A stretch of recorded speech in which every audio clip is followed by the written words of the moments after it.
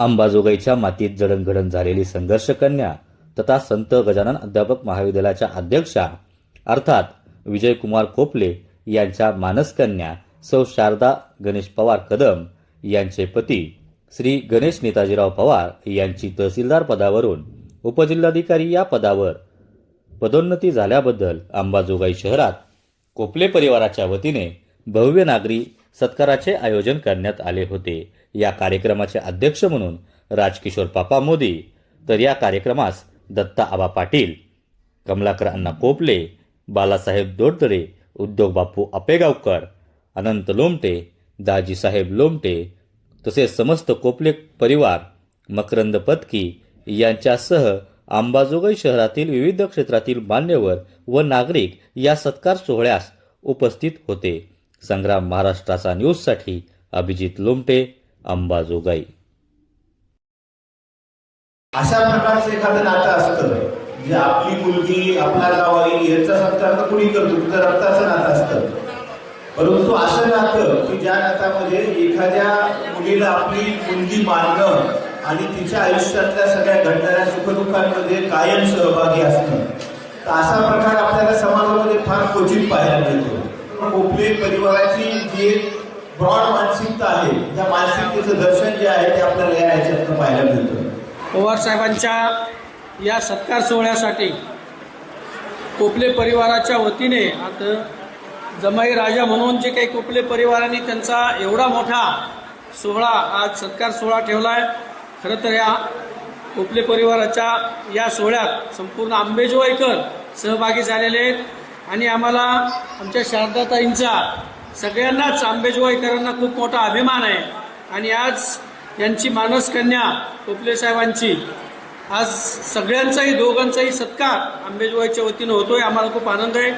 साहेब, आम्हाला लवकरच काही दिवसानंतर तुमचा कलेक्टर म्हणून सत्कार करण्याची संधी मिळावी हीच योगेश्वरीच्या चरणी विनंती करतो। रामकृष्ण हरी। श्रीमान गणेशरावजी पवार आणि आमची शारदाताई यांच्या स्वागतासाठी हा जो कार्यक्रम आहे खूप भव्य दिव्य आहे। खरं म्हणजे शारदाताई हिचं माझं पण नातं आहे, माझी ती भाची होते, त्यामुळे मला खूप आनंद झाला।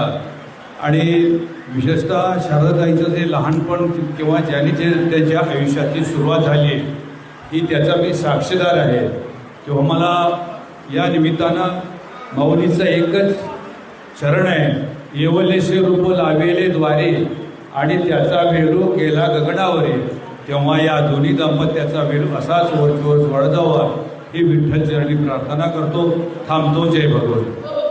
असे हे सगळे व्यासपीठावर आणखी बरेच मान्यवर उपस्थित आहेत। 15 ते 20 वर्षापूर्वी मला जे कुटुंब भेटलं ते म्हणजे कोपले साहेबांचं।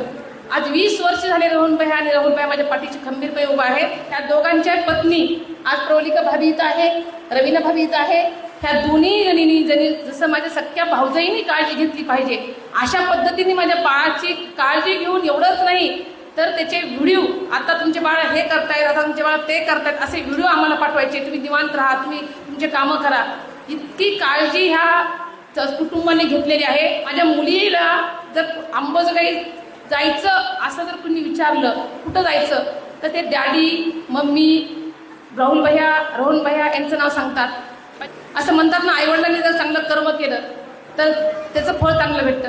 त्यानंतर माझी आज माझ्या जन्म देऊन माझ्यावर अनेक अनंत उपकार करून गेलेली माझी माता, माझी आई इथं आज नसली तरी तिचे सुद्धा हे उपकारच आहेत।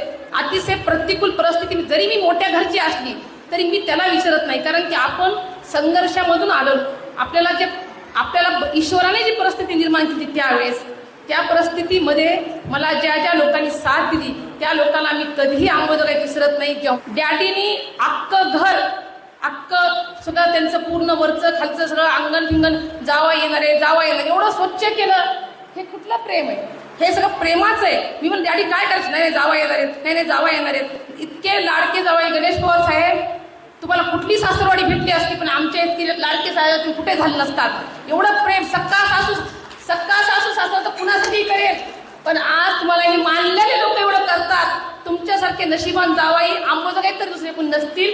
कारण की आई वडिलांनी सत्कार करणं, जावयाचं कौतुक करणं ही खूप मोठी गोष्ट आहे. इथं आलेला प्रत्येक व्यक्ती आज तुमच्या प्रेमासाठी आलेला आहे आणि ही प्रेमाचा सत्कार आहे. म्हणून तुम्हाला मी सांगते, अनेक मंत्र्याचे जावई झाले असते साहेब, आमदाराचे झाले असते, काही कुणाच झाले असते, पण ते रक्ताने करणं वेगळं आणि रक्ताचे नात्याचे व्यतिरिक्त करणं वेगळं. आणि हे जे प्रेम आहे हे खूप भेटलंय. साहेबांचं कौतुक मी मनापासून करते. आणि इथं शहाजी उमाप साहेब आले, मी आज आवर्जून उपयोग करते. कारण गणेश पवार साहेब मला का भेटले ते त्याच्यासाठी त्यांचा मला उल्लेख करणं गरजेचं आहे. उमाप साहेब आले आणि गंगाधरप्पा बुरांडे काहीतरी एक निवेदन होतं आणि तिथे मी सहज गेले आप्पांसोबत. आणि आप्पासोबत गेल्यानंतर माझी आणि उमाप साहेबची ओळख झाली. उमाप साहेबांनी धुळे काकाला फोन केला. आता एक मुलगी माझ्याकडे आली होती आणि तिला मला बहीण मानायचं आहे. आम्हाला 5 भाऊ आहेत पण बहीण नाही आहे.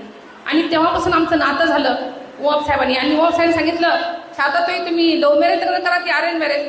मी म्हणलं आमच्याकडं लव्ह मॅरेज वगैरे अशी पद्धत नाही भैया. नाही मग अरेंज मॅरेज करणार असतात तर मी मुलगा बघणार आहे, मला तुम्हाला अधिकाऱ्याला द्यायचं माझं स्वप्न आहे. आणि उमाप साहेबांनीच हे स्थळ वगैरे आणलं, लग्न जमलं वगैरे. भैयानी खूप मोठे उपकार माझ्या उमाप साहेबांनी केलेले आहेत. आणि हे सगळं करत असताना आज साहेबांचं कुटुंब खूप छान मला भेटलं. साहेबांच्या बॅचमधले 32 जणांची बॅच आहे साहेबांची, त्यातल्या 4च लोकांना डिप्टी कलेक्टर पद भेटलं. हे गजानन महाराजांचा आशीर्वाद आहे आणि कृपा आहे. एवढं चांगलं प्रामाणिकपणे काम केलं म्हणून त्यांच्या बॅचच्या फक्त 4च लोकांचं उपजिल्हाधिकारी प्रमोशन झालं. माझ्या लेकरांना जे प्रेम दिलं अंबाजोगाईमध्ये, माझ्या आईची जागा, माझ्या वडिलाची जागा डॅडी आणि मम्मी तुम्ही भरून काढली आहे. आणि माझ्या शेवटच्या श्वासापर्यंत तुमच्या महागारी तुमच्या कुठल्याही कुटुंबाला मी कधी विसरणार नाही. गुड आफ्टरनून एवरीवन, नमस्कार. थोड़ा मुझे मराठी नहीं आते, थोड़ा एडजस्ट कर दो. मेरा परिचय पहले देना चाहता हूँ. मैं प्रवरिका राहुल कोपले, बड़ी बहू ऑफ विजय कुमार कोपले और वाइफ ऑफ राहुल कोपले. शारदाताई से हमारा घर का संबंध 2011 से शारदाताई कोपले परिवार से जुड़ के हैं. ताई से हम बहुत सीखे हैं, वो हमारा रोल मॉडल है. शी सेल्फ बॉट अप, वो अपने शादी वो खुद किया. वो ये तो सब अंबाजोगाई में पता है. देव हा आपल्याला यशासाठी पायरी देतो म्हणतात, पण त्याच्या यशाची पायरी ही माझी बहीण शारदा आहे. आणि प्रत्येक बहिणींना असा एक आदर मी बहिणींना बंधू भगिनींना असं सांगते की आपल्या पतीच्या यशाची पायरी आपण सगळ्यांनी घ्यावी, हे शारदाकडून शिकवावे आणि त्याचा आदर्श घ्यावा. लढेल तो जिंकेल, आयुष्य हे युद्ध आहे आणि इथे येणाऱ्या प्रत्येक ते उडाचं लागणार आहे. कधी जगाशी तर कधी स्वतःशी, कधी स्वतःच्या विचारांची तर कधी स्वतःच्या भावनांची. तू नाही करू शकत म्हणणाऱ्या जगाची आणि तू जिंकण्याच्या अडवणाऱ्या स्वतःची. हे युद्ध लढावं लागणार तुम्हाला, मला आणि आपल्या नंतरही येणाऱ्या प्रत्येकाला युवा पिढींना. कधी जिंकण्यासाठी कधी हारण्यासाठी झुंज तर द्यावीच लागेल. कारण ही झुंज आहे एका व्यक्तीची आणि त्यांच्या परिस्थितीची, आणि झुंज आहे उपहास करणाऱ्याची. ही झुंज आहे स्पर्धा परीक्षकांची आणि झुंज आहे एका महत्त्वाच्या व्यक्तीची. ती व्यक्ती आहे श्री गणेशरावजी पवार. ए मत कहो खुदा से मेरी मुश्किलें बड़ी है, ये मुश्किलों से कह दो मेरा खुदा बड़ा है, मेरा खुदा बड़ा है. अग्नि से तपते सोना है और भी निखरता, अग्नि में तपते सोना है और भी निखरता. ये मत कहो खुदा से मेरी मुश्किलें बड़ी है, ये मुश्किलों से कह दो मेरा खुदा बड़ा है, मेरा खुदा बड़ा है. श्री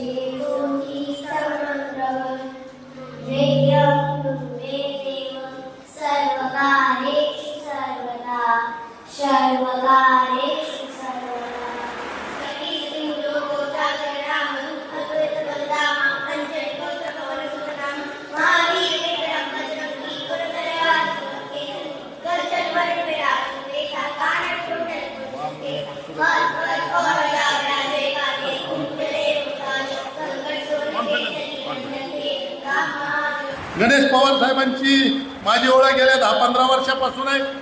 एक कर्तव्यदक्ष अधिकारी म्हणून, एक सक्षम अधिकारी म्हणून, एक चांगल्या पद्धतीनं एक प्रशासकीय सेवेमध्ये काम करत असताना, महसूल विभागात काम करत असताना लोकांना चांगल्या पद्धतीनं सेवा देण्याचं काम त्यांनी या ठिकाणी मागच्या काळामध्ये केलेलं आहे.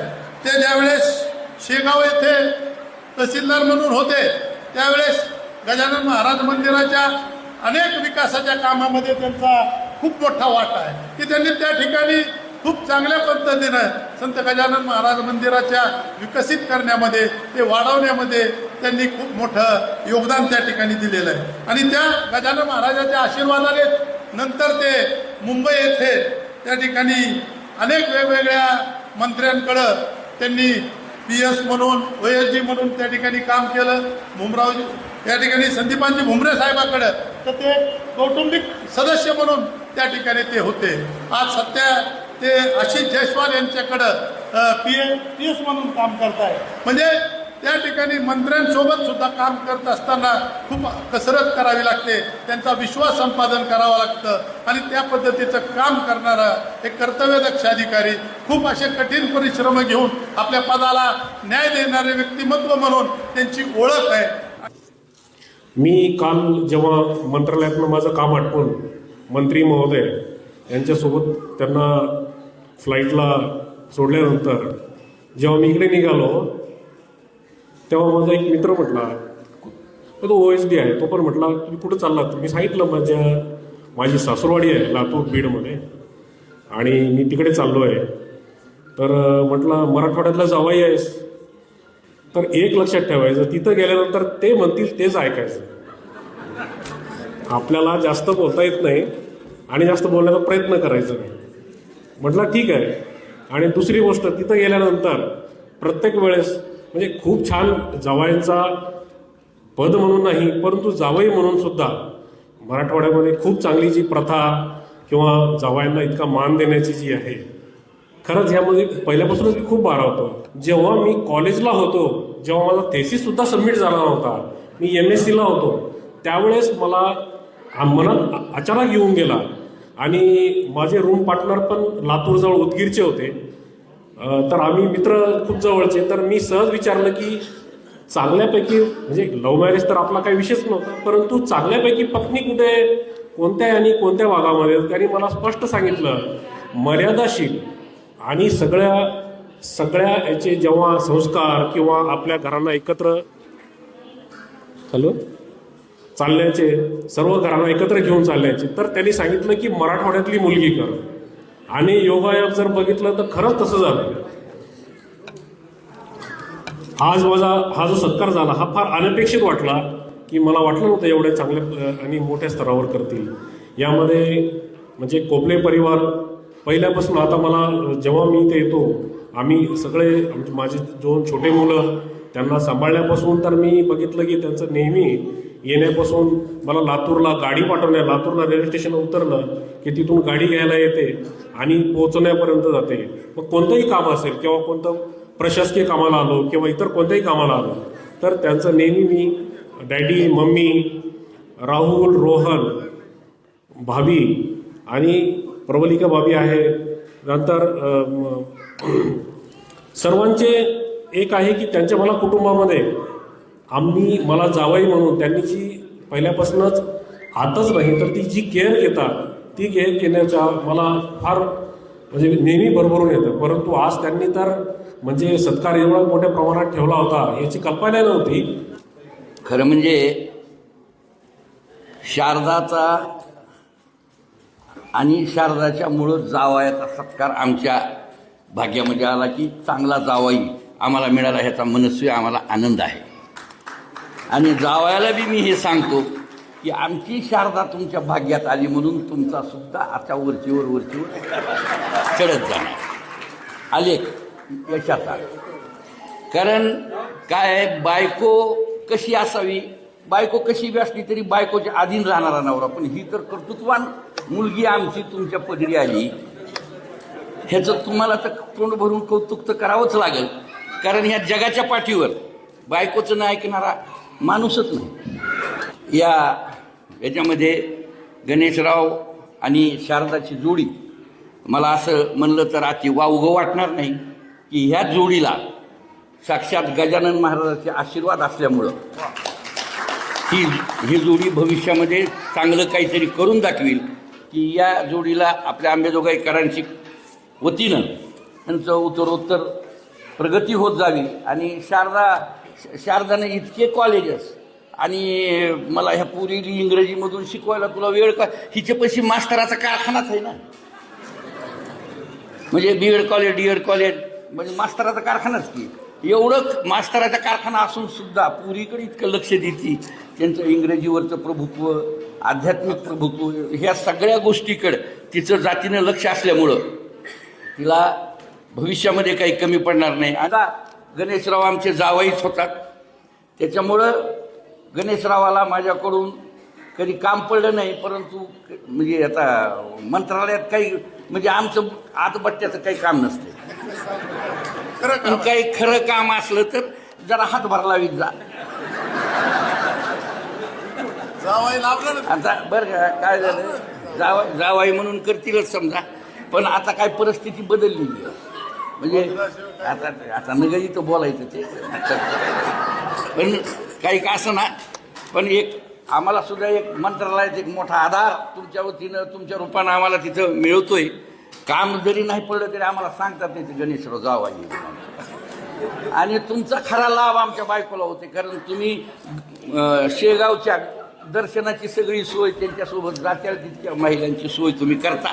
खरा लाभ तर तुमचा तीच घेते.